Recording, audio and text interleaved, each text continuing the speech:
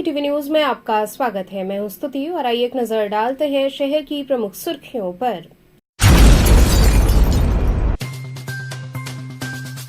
देवगुरु बृहस्पति भगवान की श्रावण के प्रथम गुरुवार को सजी श्रावणी श्रृंगार की अद्भुत झांकी।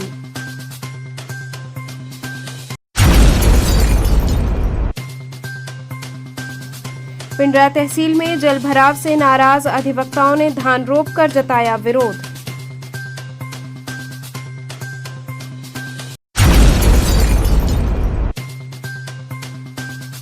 वाराणसी में बाढ़ का कहर जारी, हरिश्चंद्र घाट पर गलियों में हो रहा शवदाह।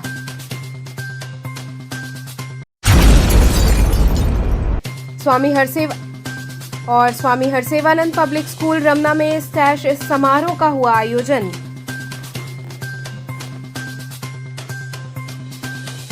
और अब खबरें विस्तार से। देवगुरु बृहस्पति भगवान का प्रथम श्रावणी श्रृंगार किया गया। बड़ी संख्या में भक्तों ने बाबा का दर्शन किया। श्रावण मास के पावन अवसर पर श्री देवगुरु बृहस्पति भगवान का प्रथम श्रृंगार एवं पंचामृत स्नान बड़े ही भक्तिभाव एवं वैदिक विधि विधान से संपन्न हुआ। इस अवसर पर बाबा की दिव्य झांकी के दर्शन के लिए श्रद्धालुओं की भीड़ उमड़ पड़ी। पूरे मंदिर प्रांगण को माला फूल, विद्युत झालर, अशोक व कामिनी के पत्तियों तथा तिरंगे कपड़े से सजाया गया। भोर में प्रातः 4 बजे मंगला आरती संतोष गिरी, अभिषेक गिरी और अभय गिरी द्वारा संपन्न की गई। बाबा का पंचामृत स्नान 11 वेद पाठी ब्राह्मणों द्वारा वैदिक मंत्रोच्चार के साथ कराया गया। इसके पश्चात रात्रि 1 बजे शयन आरती अजय गिरी द्वारा संपन्न की गई तथा रुद्राभिषेक के साथ भोर आरती का आयोजन हुआ। इस अवसर पर गिरी परिवार द्वारा भोग प्रसाद का वितरण किया गया।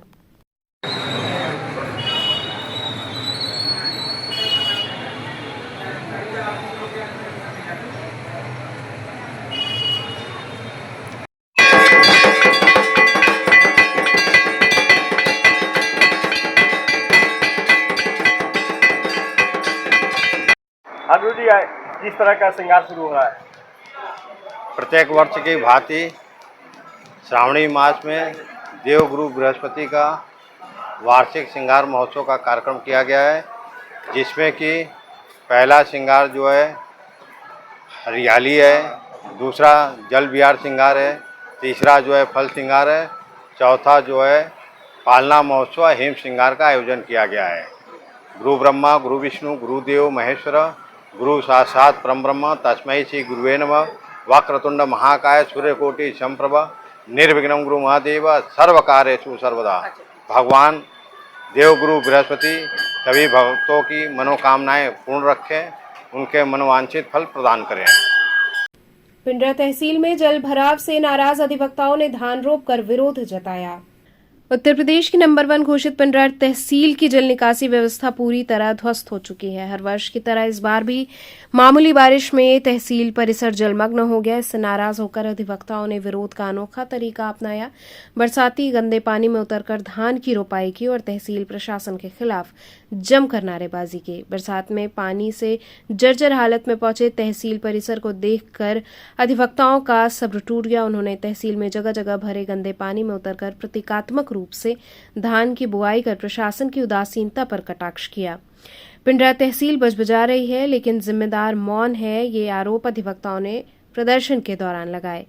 इस दौरान वरिष्ठ अधिवक्ता पूर्व अध्यक्ष शिवपूजन सिंह, पानधारी यादव, जवाहर वर्मा, श्रीनाथ गौड़, राम भरत यादव इत्यादि अधिवक्ता मौजूद रहे। अधिवक्ताओं ने चेतावनी दी कि यदि जल्द ही जल निकासी की स्थायी व्यवस्था नहीं की गई तो आंदोलन और तेज किया जाएगा।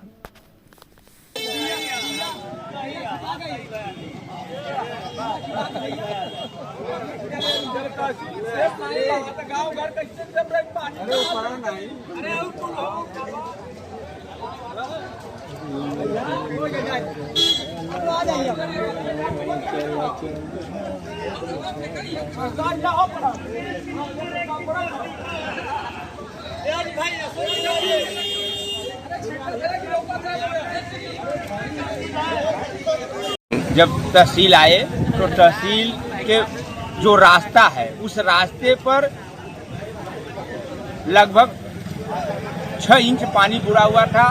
सभी अधिवक्तागण, वार्ड कारीगर तहसील कैंपस में हिलने के लिए विवश थे कि किसी प्रकार से उस पानी में कचड़े में हिलते हुए अपना पैंट भीगते हुए वह कोर्ट में जाएं। इसके विरोध में हम अधिवक्ताओं द्वारा आज जो व्यवस्था तहसील प्रशासन द्वारा नहीं की गई थी, इसकी नाला की सफाई नहीं की गई थी, इसकी हम घोर निंदा करते हैं और हम यह उम्मीद चाहते हैं कि नहीं, तहसील प्रशासन जो नाला है उसको सफा करे और फर्जी रिपोर्टिंग लगाना बंद करे। आज हम अधिवक्ताओं ने यहाँ अपना विरोध प्रदर्शन किया है धान की रोपाई कर क्योंकि पूरे उत्तर प्रदेश में यह तहसील नंबर 1 पे है। आए दिन थोड़ा भी बारिश हो जाता है, यहाँ जल जमा हो जाता है, जिसको लेकर हम लोग कई बार अधिवक्ता और फरियादियों द्वारा प्रशासन से कहा गया कि यहाँ इसको ऊंचा कराइए, लेकिन ऐसा कुछ होता नहीं है। और यह तहसील हर बार महज फर्जी रिपोर्ट लगाकर पूरे उत्तर प्रदेश में नंबर 1 आता है। और ये यहाँ की ये व्यवस्था है कि चारों तरफ जल जमा हुआ है, अधिवक्ताओं फरियादियों को आने में काफ़ी कठिनाइयों का सामना करना पड़ा है, जिसकी हम घोर निंदा करते हैं। वाराणसी में बाढ़ का कहर जारी है। हरिश्चंद्र घाट पर गलियों में शवदाह हो रहा है। गंगा नदी में जलस्तर लगातार ऊंचाई पर बना हुआ है, जिससे वाराणसी के घाटों पर बाढ़ का पानी पहुंच चुका है। हालांकि पिछले 24 घंटे में जलस्तर 2 सेंटीमीटर प्रति घंटे की दर से घट रहा है, मगर हालात अभी भी चिंताजनक बने हुए हैं। बाढ़ के कारण हरिश्चंद्र घाट पूरी तरह से जलमग्न हो गया है, जिससे शवदाह की प्रक्रिया अब घाट से हटकर आसपास की गलियों में की जा रही है। इससे एक ओर अंतिम संस्कार में धार्मिक रीति रिवाजों के निर्वहन में बाधा आ रही है, तो दूसरी ओर स्थानीय निवासियों को गंभीर समस्याओं का सामना भी करना पड़ रहा है। डोमराज परिवार के सदस्य विक्रम चौधरी ने बताया कि स्थिति हर साल बाढ़ के समय बनती है। सरकार की ओर से घाट पर कॉरिडोर निर्माण का कार्य चल रहा है, लेकिन जब तक कोई स्थायी व्यवस्था नहीं होती, हर साल हमें यही दिक्कत झेलनी पड़ती है। गलियों में शव जलाए जा रहे हैं, जिससे धुएं और प्रदूषण का असर हमारे घरों तक पहुंचता है। विक्रम चौधरी ने आगे बताया कि एक दिन में 30 से 40 शवों का अंतिम संस्कार इन गलियों में किया जा रहा है। सनातन धर्म के अनुसार शव को 5 बार घुमाना जरूरी होता है, लेकिन सकरी गलियों की जगह कमी के चलते ये संभव नहीं हो पा रहा है। गर्मी और धुएं के कारण दीवारें तप रही हैं। अगर हम पास से गुजरते हैं तो ऐसा लगता है जैसे हमारी त्वचा भी झुलस गई हो। स्थानीय लोगों ने इस समस्या के स्थायी समाधान की मांग करते हुए कहा कि सरकार को जल्द से जल्द घाट क्षेत्र के लिए बाढ़ से बचाव के ठोस योजना बनानी चाहिए। जब तक उचित व्यवस्था नहीं होगी, तब तक ये त्रासदी हर वर्ष दोहराती रहेगी। हमारा घर ये पास में है, बगल वाला हमारा घर है। विक्रम जी, गंगा का जल स्तर बढ़ गया, इस समय डेड बॉडी को कहाँ पर जलाई जा रही है और क्या क्या समस्याएं आ रही हैं? हमारे यहाँ समस्या ये हर वर्ष का है। हमारे सरकार ने तो कॉरिडोर बनाने का कार्य चल ही रहा है। ये हर वर्ष का समस्या है, जो हमारे घर के पास जलता है बॉडी। मेन बात, जब बाढ़ की पीड़ित होती है तो हमारे घर के पास लाश जलता है। समस्या ये है कि जिस दीवार में आप सटेंगे आपका मांस नहीं चलेगा। जलाने वाले को दिक्कत है, प्लस इसमें ये है कि प्रदूषण बहुत ज्यादा फैलता है यहाँ पर। हमारे यहाँ बच्चे हैं, बुजुर्ग हैं, सारे लोग बीमार हो जाते हैं। रोज अभी कितनी यहाँ पर बॉडियाँ जल रही हैं? यहाँ लगभग 30 से 40 तक बॉडी रोज हमेशा जलती है भैया। लाइट वाइट की कोई समस्या? लाइट की समस्या नहीं है, हमारे विधायक जी लगवा चुके हैं, सौरभ श्रीवास्तव जी।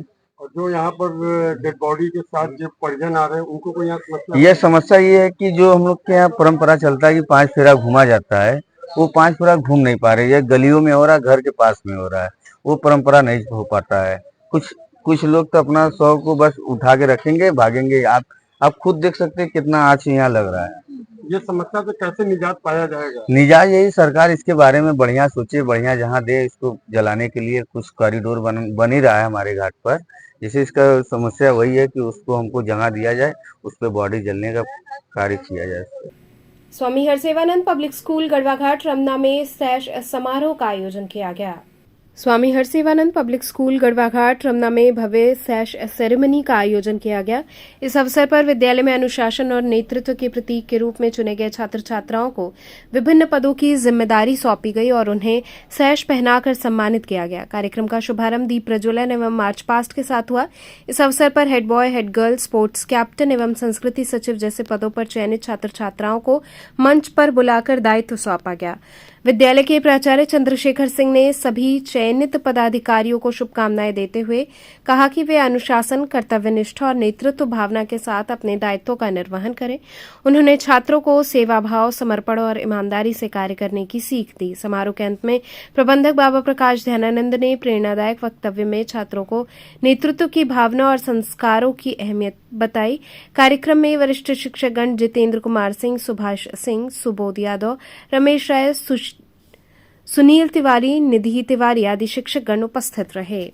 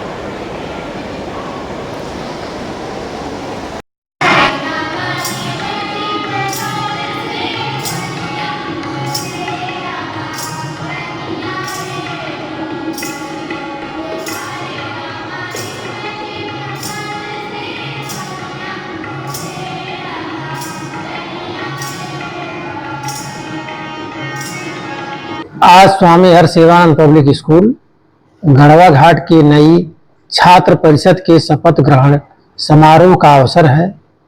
कार्यक्रम में नवनिर्वाचित छात्र छात्राओं को पद एवं जिम्मेदारी की शपथ दिलाई गई है।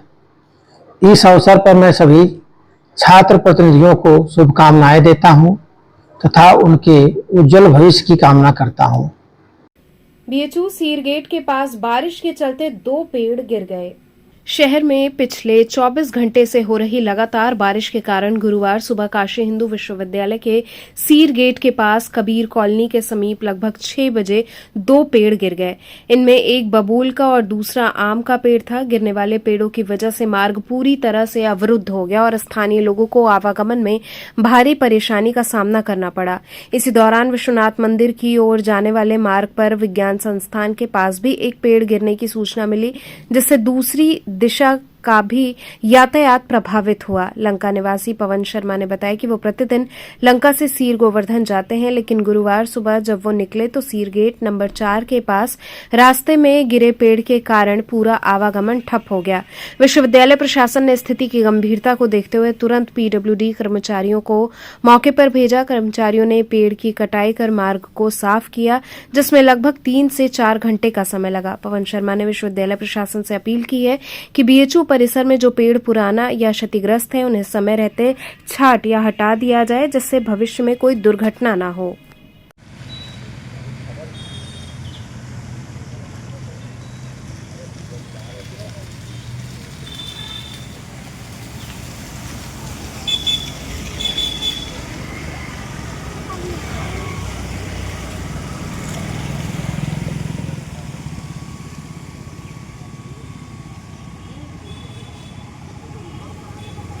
ये मैं लंका से तीर पे जाता हूँ कोचिंग डेली।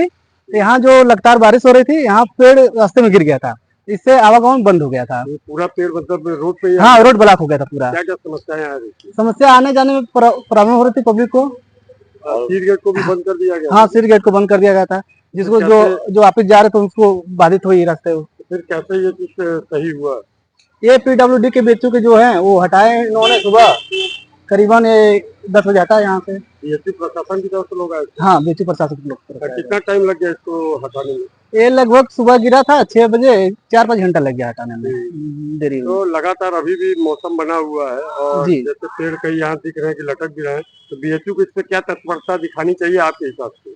लगातार बारिश की वजह से मतलब बीएचयू को प्रशासन, बीएचयू जो प्रशासन है इनको पेड़ जो है पहले काट के हटा देना चाहिए, जो जनता को मतलब बाधित न आने जाने में पहले।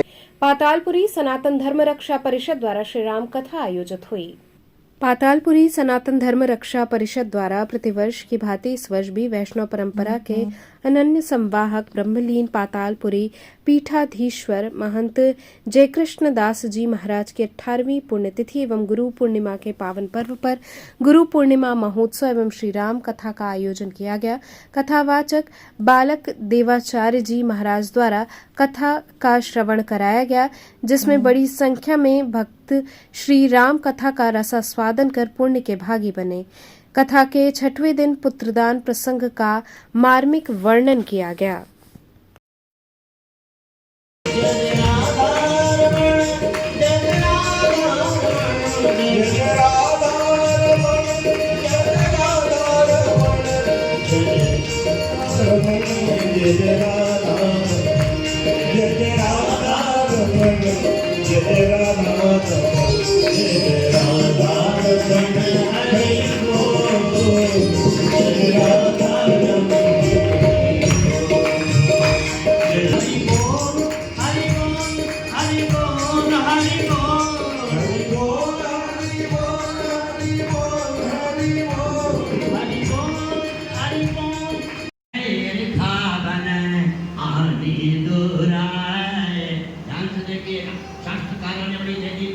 मंगल में व्यवस्था बनाई। आप राम जी की ओर देखा तो राम जी ने देखा ही नहीं, देखा ही नहीं। आजकल तो इतने बढ़िया बढ़िया इन लोगों का संगीत सुन लो, भजन सुन। अतिक्रमण पर गुंडा एक्ट और नाइट मार्केट ध्वस्तीकरण को लेकर सपा व्यापार सभा ने विरोध जताया।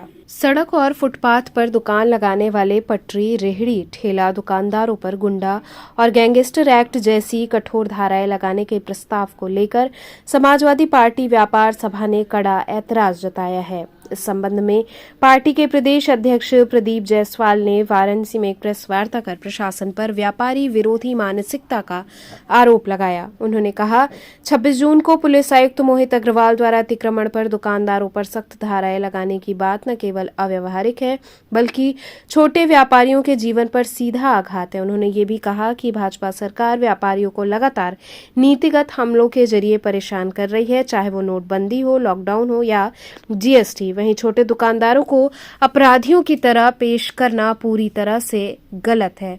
उन्होंने स्मार्ट सिटी योजना के तहत कैंट लहरतारा फ्लाईओवर के नीचे बने नाइट मार्केट को आधी रात में बुलडोजर चलाकर ध्वस्त किए जाने की भी कड़ी आलोचना की। उन्होंने कहा कि नगर निगम ने अनुबंधित फर्म श्रेया एंटरप्राइजेस की लापरवाही के कारण गरीब दुकानदारों को खामियाजा भुगतना पड़ रहा है, जबकि दुकानदारों ने उस फर्म को पैसे देकर दुकानें ली थीं, अब वे सड़क पर आ गए हैं। प्रेस वार्ता करने का उद्देश्य ये है कि अभी विगत 26 जून को वाराणसी के पुलिस आयुक्त महोदय श्री मोहित अग्रवाल जी ने एक फरमान जारी किया कि जो दशा समेत चौक, गुदलिया, कोतवाली के आसपास जितने भी छोटे दुकानदार हैं, जैसे ठेला वाले, खुमचा वाले, गुमती वाले, रेहड़ी पटरी वाले, अगर वो अतिक्रमण करते हैं तो उनके ऊपर FIR दर्ज की जाएगी और अगर 2 या 3 बार अगर केस दर्ज हो गया तो उसके बाद उन दुकानदारों पर गुंडा एक्ट और गैंगस्टर की भी कार्रवाई की जाएगी। इस तुगलकी फरमान का मैं समाजवादी पार्टी उत्तर प्रदेश व्यापार सभा का अध्यक्ष के रूप में घोर निंदा करता हूं, क्योंकि मेरा मानना है कि माननीय उच्चतम न्यायालय द्वारा ये लगातार कहा जाता है कि जो खुमचा, ठेला, गुमती वाले दुकानदार हमारे रेहड़ी वाले होते हैं वो कहीं न कहीं हमारी अर्थव्यवस्था की रीढ़ की हड्डी होते हैं। वो देश की अर्थव्यवस्था को सुधारने में अपना लगातार सहयोग करते रहते हैं। उनको इस तरीके से आपराधिक धाराओं में मुकदमा दर्ज करके उनको गैंगस्टर लगाने की कार्रवाई का मैं विरोध करता हूं और अतिक्रमण का हम लोग भी समर्थन नहीं करते हैं। किसी भी स्थिति में अतिक्रमण नहीं होना चाहिए और सभी अपने दुकानदार साथियों से भी कहना चाहूँगा कि अपनी सीमा में रहकर दुकान लगाए। लेकिन जिस प्रकार से मानवीय त्रुटि के कारण आपराधिक मुकदमा लगाया जाएगा तो दुकानदार जो खाने के लिए दिन भर मेहनत करता है अपने परिवार की जीविका पालने के लिए, वो रोज़ कमाता है, रोज़ खाता है, रोज़ कुआं खोदता है, रोज़ पानी पीता है, ऐसे लोगों पर जो मुकदमा लगेगा उसका पूरा परिवार बर्बाद हो जाएगा। तो हम लोग अनुरोध करना चाहते हैं अपने नगर पुलिस आयुक्त जी को कि ऐसे तुगलकी फरमान को वापस लें। हाँ, आप आर्थिक दंड लगा सकते हैं, चालान कर सकते हैं, लेकिन आपराधिक मुकदमा दर्ज नहीं करना चाहिए। साथ ही साथ हम लोग जो प्रधानमंत्री माननीय नरेंद्र मोदी जी द्वारा 10 करोड़ की लागत से स्मार्ट सिटी योजना के अंतर्गत जो कैंट लतारा फ्लाईओवर के नीचे नाइट मार्केट की स्थापना की गई 3 वर्ष पूर्व और नगर निगम द्वारा अपने चहेते फर्म श्रेया एंटरप्राइजेज को 16 वर्षों के लिए 40 लाख प्रति माह प्रति साल करार करके उन्होंने उनको अनुबंध किया। लेकिन जहाँ तक हमें जानकारी है कि श्रेया इंटरप्राइजेज ने मात्र 3 साल में 5 लाख बार नगर निगम में जमा किया। नगर निगम ने उसके अनुबंध को निरस्त करते हुए आधी रात को वहाँ पे स्थापित दुकानदारों का जो दुकान को उजाड़ कर फेंकने का काम किया, इसका हम लोग घोर निंदा करते हैं। और साथ साथ नगर आयुक्त से कहना चाहते हैं कि जो श्रेया इंटरप्राइज है उसको अनुबंध करने से पहले उसकी जांच की गई। जो दुकानदार को आपने उजाड़ दिया उनको बसाने की क्या व्यवस्था है और उनकी आर्थिक क्षति उसके लिए आप क्या सोचते हैं। इसलिए व्यापारी हित में, दुकानदार हित में हम लोग मांग करते हैं नगर आयुक्त महोदय से कि ऐसे जो पीड़ित और शोषित जो हमारा दुकानदार है, जो आधी रात को उनका दुकान उजाड़ लिया गया, उनके नुकसानी के लिए उनको बसाने की व्यवस्था की जाए। जेड प्लस सुरक्षा की मांग को लेकर विश्व हिंदू रक्षा परिषद ने प्रदर्शन किया। विश्व हिंदू रक्षा परिषद के कार्यकर्ताओं ने जिला मुख्यालय पर जोरदार प्रदर्शन किया। कार्यकर्ता दर्जनों की संख्या में कलेक्ट्रेट पहुंचे और मुख्यमंत्री योगी आदित्यनाथ के नाम जिलाधिकारी को ज्ञापन दिया। कार्यकर्ताओं ने परिषद के राष्ट्रीय अध्यक्ष गोपाल राय को जान से मारने की धमकी मिलने की बात कही। उन्होंने मांग की कि गोपाल राय को जेड प्लस श्रेणी की सुरक्षा दी जाए। बताया गया कि गोपाल राय ने हाल ही में छांगुर बाबा द्वारा किए गए कथित धर्म परिवर्तन का खुलासा किया था, जिसके बाद से उन्हें लगातार धमकियां मिल रही हैं। प्रदर्शन में शामिल विश्व हिंदू रक्षा परिषद के पदाधिकारियों ने साफ कहा कि जो व्यक्ति हिंदू धर्म की रक्षा के लिए आवाज उठा रहे हैं, उसके जीवन की रक्षा सरकार की जिम्मेदारी है। प्रदर्शन शांतिपूर्ण रहा, लेकिन कार्यकर्ताओं की चेतावनी है कि यदि सुरक्षा की मांग पूरी नहीं हुई तो बड़ा आंदोलन किया जाएगा।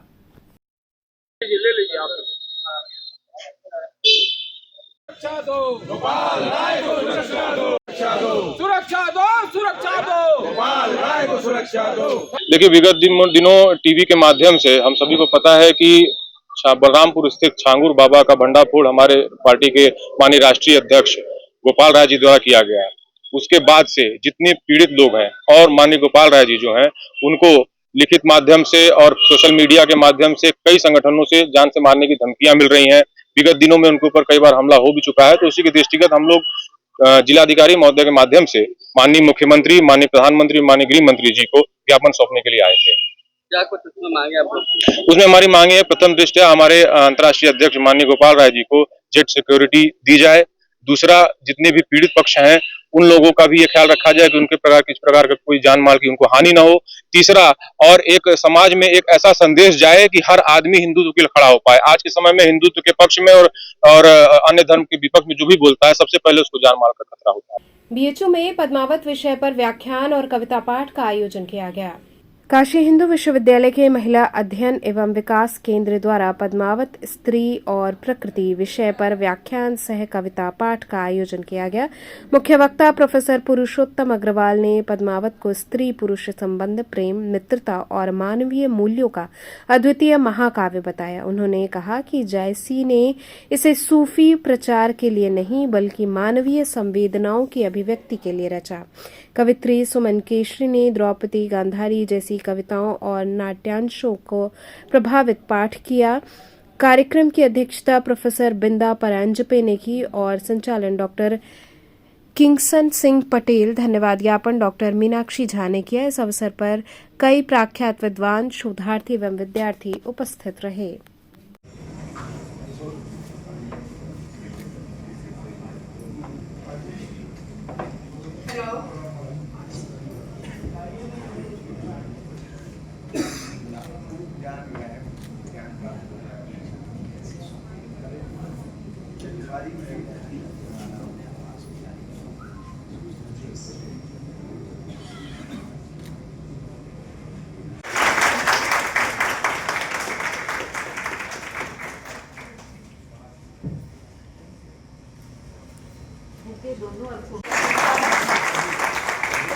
विद्यार्थियों से भी निवेदन करूंगी कि जो अपनी माटी में छपने के लिए जितेंद्र से संपर्क करें।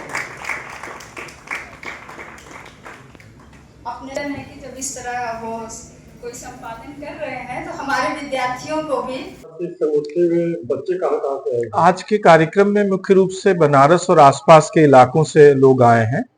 चंदौली से, मिर्जापुर से, भदोही से, जौनपुर से और इसके अलावा बनारस से काशी विद्यापीठ और संपूर्णानंद संस्कृत विश्वविद्यालय के छात्र यहाँ हैं और काशी हिंदू विश्वविद्यालय के छात्र तो बड़ी संख्या में यहाँ है ही। काशी में संगीत गायिका संघमित्रा चक्रवर्ती ने आभार व्यक्त किया। प्रख्यात शास्त्रीय संगीत गायिका संघमित्रा चक्रवर्ती ने वाराणसी प्रवास के दौरान अपने अनुभव साझा करते हुए काशी वासियों के प्रति आभार जताया। सोनारपुरा स्थित एक होटल में आयोजित प्रेस वार्ता में उन्होंने बताया कि इस बार उन्हें बनारस के घाट संध्या कार्यक्रम में संगीत प्रस्तुति देने का अवसर प्राप्त हुआ, जिसे दर्शकों ने भरपूर सराहा। उन्होंने बताया कि कार्यक्रम सुबह बनारस में भी उनकी प्रस्तुति निर्धारित थी, लेकिन लगातार बारिश के कारण उसे स्थगित करना पड़ा। इसके अतिरिक्त लंका स्थित द आर्ट कैफे में उनकी संस्था वाणीश्री द्वारा एक पुस्तक चर्चा का आयोजन किया गया। संघमित्रा चक्रवर्ती ने कहा कि बनारस मेरे लिए केवल एक शहर नहीं बल्कि आध्यात्मिक और सांस्कृतिक अनुभव का केंद्र है। सावन का महीना, बाबा विश्वनाथ का दर्शन, गंगा आरती और संगीत प्रस्तुति, इन सब के बीच में परम आनंद की अनुभूति कर रही हूँ। जी, खास कुछ क्या बोले, क्योंकि देखिए जैसे आजकल जैसे हर चीज में ना हम लोग चार्ज करते हैं, गाड़ी में भी पेट्रोल डीजल नहीं रहता है तो हमें फ्यूल डालना पड़ता है कि नहीं, उसमें बैटरी डालना पड़ता है, चार्ज देना पड़ता है। मोबाइल में चार्ज नहीं है तो बैटरी की चार्ज की आवश्यकता होती है। काशी बनारस ऐसी जगह है, साधकों ने इसको ऐसे बना दिया है कि this is already charged fully. Number 1, ये ऑलरेडी चार्ज है। इसको कोई इन्वेड करना चाहे, कोई इसको खत्म करना चाहे, कोई इसे हानि पहुंचाना चाहे, ये होगा नहीं। हिमालय से भी, हिमालय जैसे ये है खड़ा। और मैं आध्यात्मिक जगत में अगर बोलूं, इतने साधक जो जब तक करते हैं, ध्यान करते हैं, साधना करते हैं अपने आध्यात्मिक जीवन में, ये बचपन से मैं पढ़ती हुई भी आ रही हूँ और इसको मैंने फील भी किया। मैं अगर बोलूं आपको, इसको फील भी किया कि 100 जप कहीं भी कर लो और 1 जप कर लो काशी में, वो काम हो जाएगा। ये साधकों की बात है, मेरी नहीं। उनका ये व्हाट यू से, उन्होंने ये इसको आपको माने प्रूफ करके दिखाया हुआ है। It is proved. ये जी सिद्ध करके दिखाया हुआ है। तो ये जो यहाँ रहते हैं, मैं बोलूंगी वो बहुत ही सौभाग्यवान है। कोई भी किसी भी जगह का अलग अलग सौंदर्य होता है, अलग अलग उसका महत्व होता है, पर Kashi is something, Banaras is something which is fully charged with, and Bhole Baba वो है क्या, वो आत्म स्वरूप है। निज स्वरूप, निज स्वरूप को जानने के लिए यहाँ आकर के, इसलिए वृद्ध अवस्था में हमारे संस्कृति में ये कहा गया है कि मान्यता है भी कि जैसे ही एज बढ़ती है वो आकर के यहाँ रहते हैं, क्योंकि यहाँ पर अगर शरीर छोड़ते हैं उन्हें मोक्ष प्राप्ति होती है, क्योंकि ये जगह सिद्ध हो चुका है इसलिए। और मुझे भी बड़ा आनंद है इस बार में काशी शैविज्म जो पुस्तक है, काशी शैविज्म पुस्तक के ऊपर ये बुक डिस्कशन हुआ। ये एक भेंट है वाणीश्री की ओर से, संस्था की ओर से, ये book discussion number 1। Number 2, Kashi Panchakam Sawan में आया, वो भेंट है।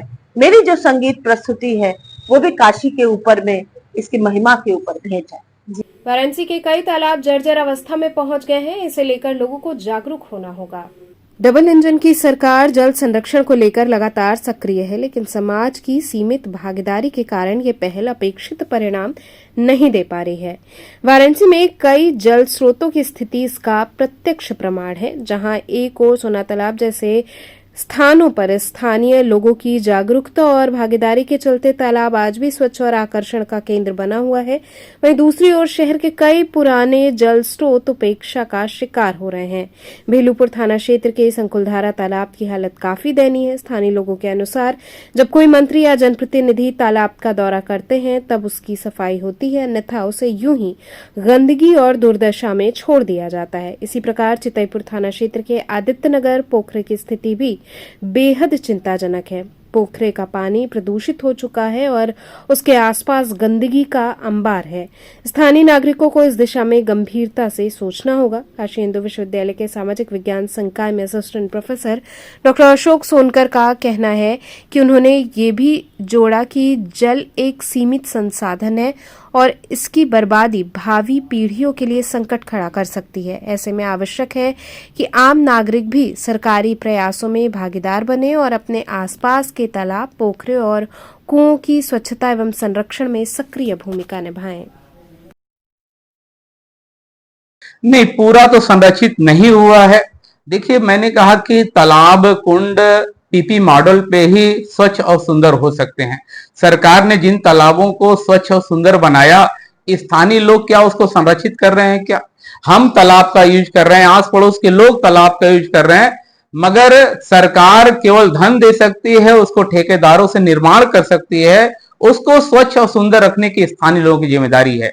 अभी भी बहुत बड़ी मात्रा में आप देखें, चाहे सोना तालाब की बात किया जाए या सारंग तालाब की बात किया जाए या बेनीपुर पोखरा की बात की जाए या कहें अनेक ऐसे तालाब हैं जो धार्मिक तालाब हैं, जो पौराणिक तालाब हैं, जो कहीं ना कहीं हमारे भारतीय संस्कृति से जुड़े हुए हैं और वह आज भी कहें कि उपेक्षा का शिकार है। सरकार ध्यान दे रही है, मगर हमें आपको भी उस पर ध्यान देने की आवश्यकता है, तब वो तालाब स्वच्छ और सुंदर हो पाएगा।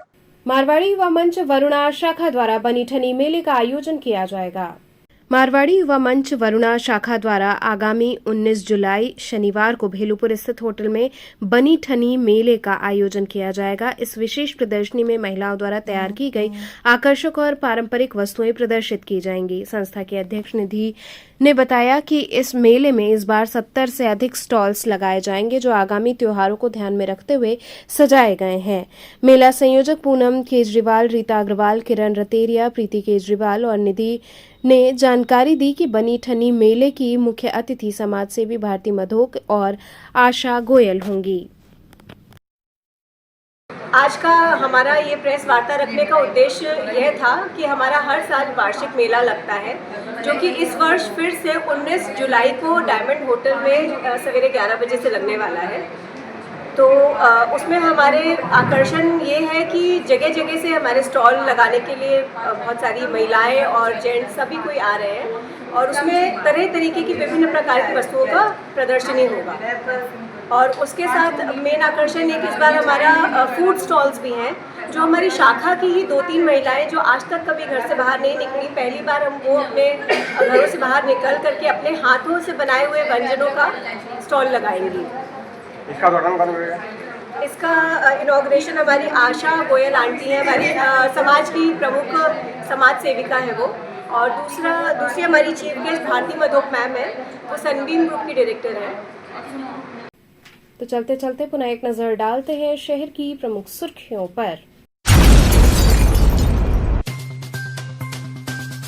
देवगुरु बृहस्पति भगवान की श्रावण के प्रथम गुरुवार को सजी श्रावणी श्रृंगार की अद्भुत झांकी।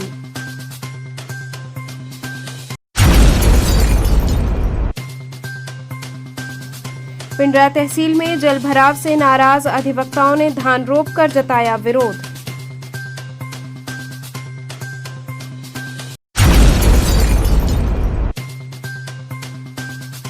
वाराणसी में बाढ़ का कहर जारी, हरिश्चंद्र घाट पर गलियों में हो रहा शवदाह।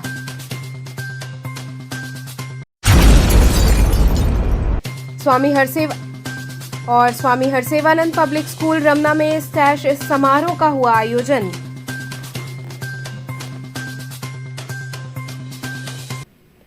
तो थे आज के समाचार, कल फिर होगी मुलाकात, तब तक के लिए नमस्कार।